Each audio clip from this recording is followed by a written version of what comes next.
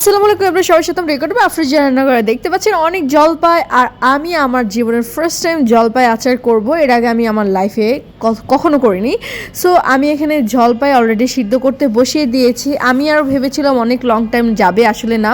জলপাইয়ের কেজি 30 টাকা করে পেয়েছি, কেন বানাবো না আচার, তাই না? সব কিছুর সাথে খাওয়া যায়, একদম সব কিছু আমি তৈরি করে নিয়েছি, রেডি করে নিয়েছি। অ্যান্ড দেন ফার্স্টে আমি সরিষার তেল, আচারের জন্য তেল অবশ্যই লাগবে, আর খাঁটি সরিষার তেল হলে তো কথাই নেই।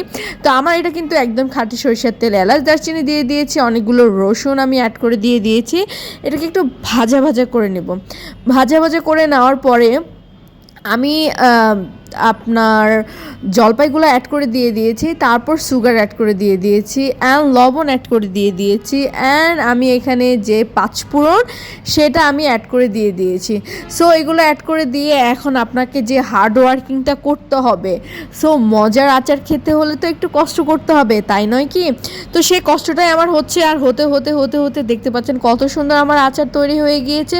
এটা খিচুড়ির সাথে, গরম ভাতের সব কিছুর সাথে যায়। কেমন লাগছে জানো? Please like and Allah Hafiz, bye bye.